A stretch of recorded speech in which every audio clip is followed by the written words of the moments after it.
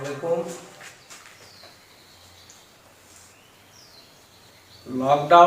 লকডাউনের কারণে পশ্চিমবঙ্গের স্কুল কলেজ বন্ধ থাকার জন্য বিভিন্ন স্কুল বিভিন্নভাবে অনলাইন ক্লাস চালু করেছে। আদর্শ শিশু একাডেমি প্রাণসাগর অনলাইন ব্যবস্থাপনা করেছে ছাত্রছাত্রীর সুবিধার্থে। তো আজকে আমরা আলোচনা করব আমাদের পাঠ্য দশম শ্রেণীর পাঠ্য অভিষেক কবিতাটি। এই অভিষেক কবিতার রচয়িতা কবি মাইকেল মধুসূদন দত্ত। মাইকেল মধুসূদন দত্তের অমর সৃষ্টি মেঘনাদ বধ কাব্য থেকে উৎকলিত। এই মেঘনাদ বধ কাব্যটি 9টি স্বর্গে বিভক্ত। প্রথম স্বর্গ শব্দ হল অর্ধয়। প্রথম স্বর্গের নাম হলো অভিষেক। কবি প্রদত্ত নামটি পর্ষদ রেখেছেন। আমরা এই বিষয় নিয়ে এখন কবিতা আলোচনা করব।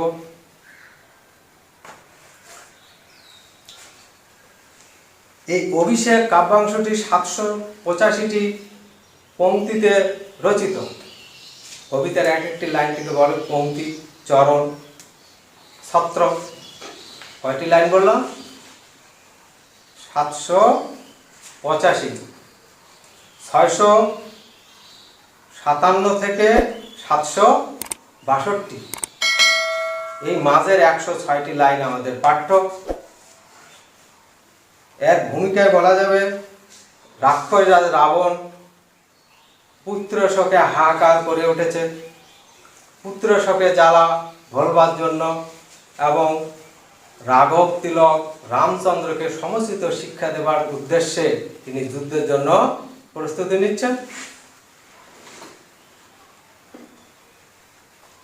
লঙ্কেশ্বর রাবণের জ্যেষ্ঠ পুত্র মেঘনাদ ওরফে ইন্দ্রজিৎ রাত্রিকালীন যুদ্ধে রামচন্দ্রকে পরাজিত এবং নিহত করেছেন।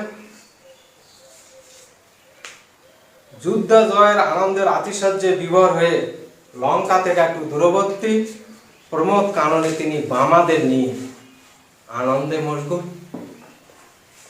এদিকে মায়াদেবীর প্রভাবে শ্রীরামচন্দ্র আবার মরে পুনরায় বেঁচে ওঠেন এবং লঙ্কার যত রথী মহারথী সবাইকে হত্যা করে, লঙ্কাকে বিস্তীর্ণ করে দেয়। এমনকি রাবণের প্রিয় ছোট ছেলে বীরবাহু তাকেও হত্যা করে। পুত্র হত্যার কারণে পিতা রাবণ পুত্রের শোকে হাহাকার করে ওঠে। তিনি পুত্রের শোকে জ্বালা ভোলবার জন্য এবং রামচন্দ্রকে সমুচিত শিক্ষা দেওয়ার উদ্দেশ্যে নিজেই যুদ্ধের জন্য প্রস্তুতি নিচ্ছেন। আর লঙ্কার বীর কেশরী অর্থাৎ ইন্দ্রজিৎ সে কিন্তু আনন্দে বিভোর আছে বামাদের নিয়ে। ইতিমধ্যে রাক্ষস কুলের দেবী অর্থাৎ লক্ষ্মী সে ওই প্রমোদ কাননে যাচ্ছে। প্রমোদ কাননের কিছু আগেই ওই দেবী লক্ষ্মী ইন্দ্রজিতের ধাত্রী মাতা অর্থাৎ পালিত মাতা প্রভাষা রূপ নিয়ে প্রমোদ কাননের দরজায় গিয়ে হাজির। আর তারপর থেকে কবিতা আমাদের শুরু। কনক আসন তেজি বীরেন্দ্র কেশরী ইন্দ্রজিৎ। কনক শব্দ, কনক হল স্বর্ণ, কনক আসন স্বর্ণ নির্মিত আসন, তেজি শব্দ অর্থ ত্যাগ করি, বীরেন্দ্র কেশরী ইন্দ্রজিৎ। ইন্দ্রজিৎ হল লঙ্কেশ্বর রাবণের জ্যেষ্ঠ পুত্র। দেবরাজ ইন্দ্রকে পরাজিত করে তিনি হয়েছেন ইন্দ্রজিৎ।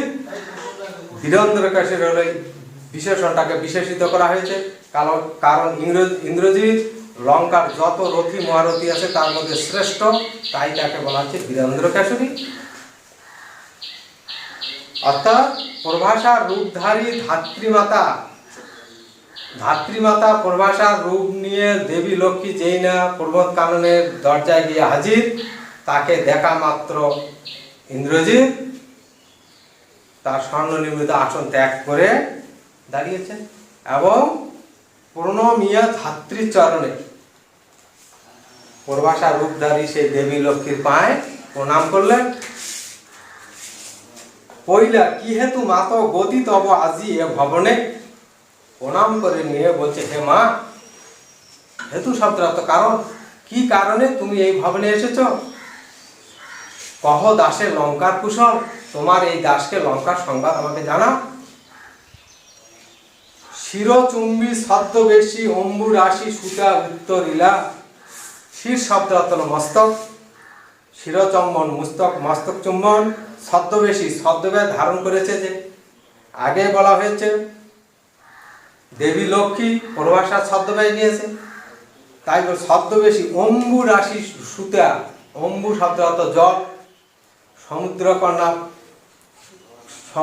সমুদ্র মন্থন কালে দেবী লক্ষ্মী জন্ম, তাই তার আরেক নাম অম্বু রাশি সুতা শব্দ কন্যা। হায় পুত্র কি আর কহিব কনক লঙ্কার দশা, হে পুত্র তুমি স্বর্ণ লঙ্কার দশা অবস্থা যাতে কুশল জানতে চাইছো, তোমাকে আর কি বলবো। ঘোরতর রণে হত প্রিয় ভাই তব বীরবাহু বলি, ঘোরতর রণে মানে ভয়ঙ্কর যুদ্ধে তোমার যে প্রিয় ছোট ভাই বীরবাহু সে হত হয়েছে, মারা গেছে। তার শোকে মহাশোকী রাক্ষসাধিপতি, পুত্র শোকে রাক্ষস কুলের অধিপতি অর্থাৎ রাবণ শোকগ্রস্ত হয়ে পড়েছে। আর এই পুত্র শোকে জ্বালা ভোলবার জন্য সসৈন্যে সাজেন আজি যুজিতে আপনি, সে নিজেই যুদ্ধের জন্য সজ্জিত হচ্ছে। জিজ্ঞাসিলা মহাবাহু বিস্ময় মানিয়া, মহাবাহু মহান বাহু যা, মহাবাহু বাহু শব্দটা হাত, এখানে ইন্দ্রজিৎকে বলা হয়েছে। জিজ্ঞাসিলা মহাবাহু বিস্ময় মানিয়া, কি কহিলা ভগবতী, দেবী লক্ষ্মীর আরেক নাম ভগবতী, অর্থাৎ দেবী লক্ষ্মীর কাছ থেকে ইন্দ্রজিৎ যেই না জানলো যে তার প্রিয় ছোট ভাই যুদ্ধে হত হয়েছে, সে অবাক হয়েছে। কেন অবাক হবে না? কারণ রাত্রিকালীন যুদ্ধে রামচন্দ্রকে সে নিহত করে প্রমোদ কারণে আনন্দ করছে, সে কিংবা বেঁচে আমার প্রিয় ছোট ভাই বীরবাহুকে মেরেছে, এটা তো অবিশ্বাস। তাই সে কি বলছে, বিস্ময় প্রকাশ করছে। কি কইলা ভগবতী কে বদিল কবে, প্রিয়ানুজে, প্রিয় যে অনুষ, প্রিয়ানুষ নিশা রণে সংহারিণ আমি রঘুবরে, নিশা শব্দটা রাত্রিকালীন যুদ্ধে রঘুবর অর্থাৎ রামচন্দ্র, রঘুবংশের শ্রেষ্ঠ বীর, তাই তো রঘুবর, খণ্ড খণ্ড করিয়া কাটিনু বর্ষি প্রচন্ড স্বর বৈরী দলে, বর্ষি শব্দ হলো বর্ষণ করে, প্রচন্ড ভয়ঙ্কর, স্বর হলো তীর বাণ, বৈরী দল মানে শত্রু দল। তবে এ বারতা, বারতা শব্দ সংবাদ, তবে এ বারতা, এ অদ্ভুত বারতা জননী কোথা পাইলে তুমি, শীঘ্র কহ দাসে।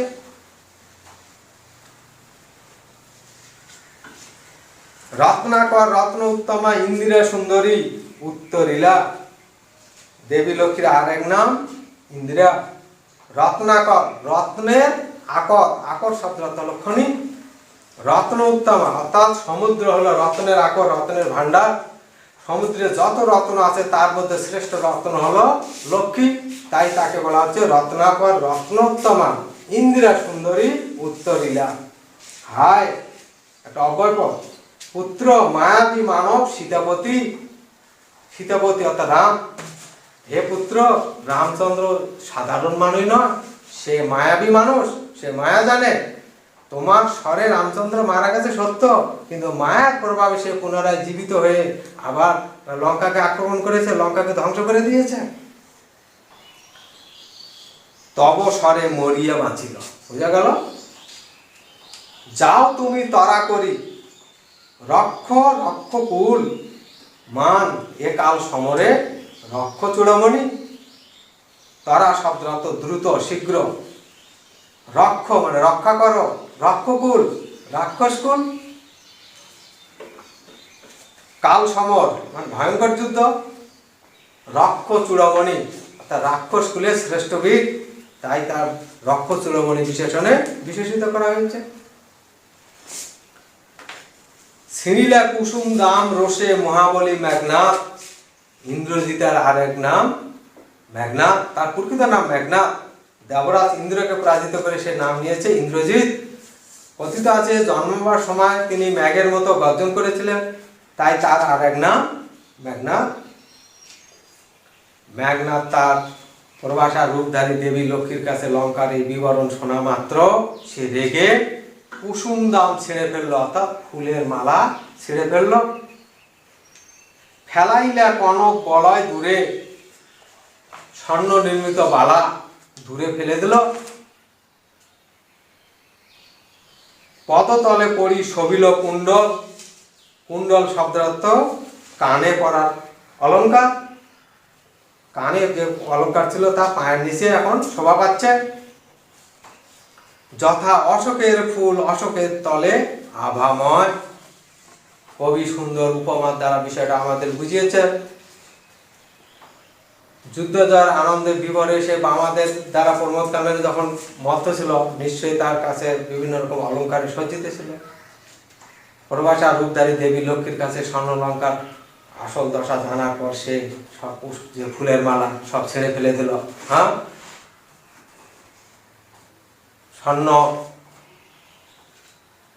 স্বর্ণ অলঙ্কার যেগুলো ছিল সব ফেলে দিল। কুণ্ডল অর্থাৎ কানে পরার দুল সেগুলো ফেলে দিল। ঠিক যেমন অশোকের ফুল অশোক গাছের নিচে শোভা পায়, মেঘনাথ অর্থাৎ ইন্দ্রজিতের পরিধেয় অলঙ্কারগুলো এখন মাটির নিচে শোভা পাচ্ছে। অশোকের ফুল অশোকের তলে আভাময়। ধিক মোরে, সে নিজেই নিজেকে ধিক্কার দিচ্ছে।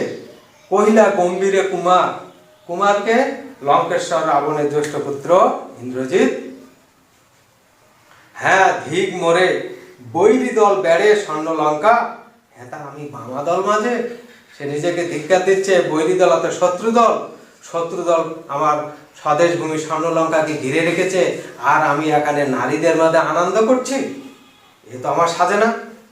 এই কি সাজে আমারে? দশাননত্তস, আমি ইন্দ্রজিৎ, আমি দশাননের আত্মস। দশানন 10টি আনন যার, অর্থাৎ লঙ্কেশ্বর রাবণ। আমি দশাননের পুত্র ইন্দ্রজিৎ, এটা তো আমার সাজে না। আনো রথ তাড়া করি, ঘুচাবো এ অপবাদ। রথ তাড়াতাড়ি নিয়ে আসো, আমি এই অপবাদটা ঘুচাবো। বোধি রিপু কুলে, রিপু শব্দের অর্থ শত্রু, অর্থাৎ রথ নিয়ে আসো, আমি আমার এই অপবাদটাকে আমি ঘুচাবো, শত্রুদের হত্যা করে বধ করে।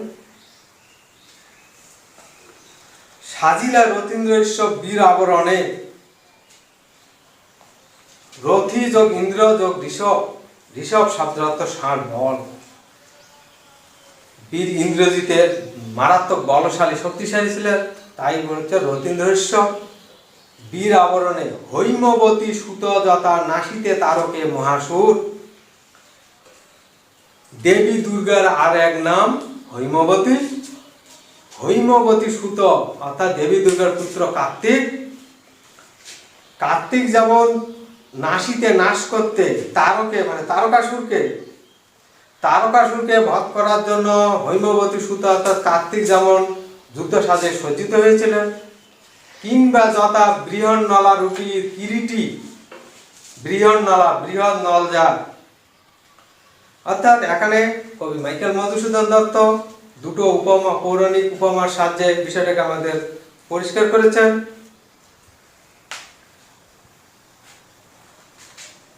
বৃহন্নলা অর্জুনের আর এক নাম।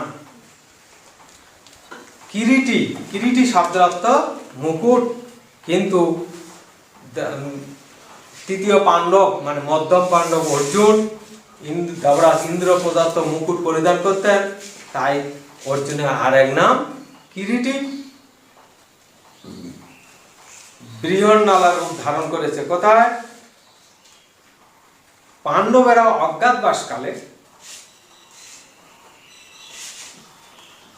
অজ্ঞাতবাসকালে বিরাট রাজার রাজ্যে যখন থাকে, সমী বৃক্ষ মূলে তারা নিজেদের সাজগোজ লুকিয়ে রেখে এই অর্জুন বৃহন্নলা অর্থাৎ নপুংসক, 9 পুরুষ 9 স্ত্রী, নপুংসক রূপ ধারণ করে বিরাট রাজার রাজ্যে প্রবেশ করে বিরাট রাজার রাজকন্যা উত্তরা নাচ গানের শিক্ষক হিসেবে নিয়োজিত হন।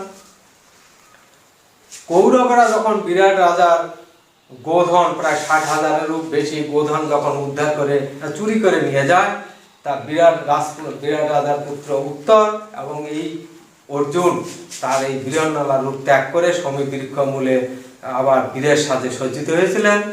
মেঘনাদ পুত্র ইন্দ্রজিৎ রাঘব তথা রঘু রামচন্দ্রকে সমুচিত শিক্ষা দেওয়ার জন্য সেই রকম বীরের সাজে সজ্জিত হলেন। মেঘবর্ণ রথ চক্র বিজলি ছাটা, ইন্দ্রজিতের জন্য যে রথটি নির্দিষ্ট করা হয়েছে সেই রথ হলো মেঘের বরণ এবং চক্র অর্থাৎ তার চাকায় বিদ্যুতের ঝিলিক। ধ্বজ ইন্দ্র চাপরূপী, ধ্বজ শব্দ অর্থ পতাকা, সেই পতাকাটা দেবরাজ ইন্দ্রের মতো। তুরঙ্গম ব্যাগে আশুগতি, তুরঙ্গম হলো ঘোড়া, আশুগতি হলো দ্রুত গতি। রথে চড়ে বীর চূড়ামণি বিদ্যর্পে, হেনকালে প্রমীলা সুন্দরী ধরিপতি করযুগ। প্রমীলা লঙ্কেশ্বর রাবণের জ্যেষ্ঠ পুত্র ইন্দ্রজিৎ, তার স্ত্রীর নাম প্রমীলা। অর্থাৎ ইন্দ্রজিৎ যখন রামচন্দ্রকে সমুচিত শিক্ষা দেওয়ার জন্য বীরের সাথে সজ্জিত হয়ে রথে চড়ে রওনা দিবেন, ঠিক সেই সময় মেঘনাদ পত্নী প্রমীলা তার স্বামীর করযুগ অর্থাৎ হাত দুটো চেপে ধরলেন। কিভাবে চেপে ধরলেন সুন্দর উপমার সাথে কবি আমাদের বুঝিয়েছেন। হায় রে যেমতি হেমলতা আলিঙ্গ তরুকুলের সাথে, হেমলতা অর্থাৎ স্বর্ণলতা, বনের মধ্যে দেখা যায় স্বর্ণলতা বড় বড় বৃক্ষকে যেমন জড়িয়ে রাখে, মেঘনাদ পত্নী প্রমীলা তার স্বামীর হাত দুটো সেইভাবে জড়িয়ে ধরেছেন। কহিলা কাঁদিয়া ধনী, ধনী শব্দ অর্থ সুন্দরী। কোথা প্রাণ শখে রাখিয়ে দাসীরে কহ চলিলা আপনি, হে প্রাণনাথ তোমার এই দাসীকে রেখে তুমি কোথায় যাচ্ছ?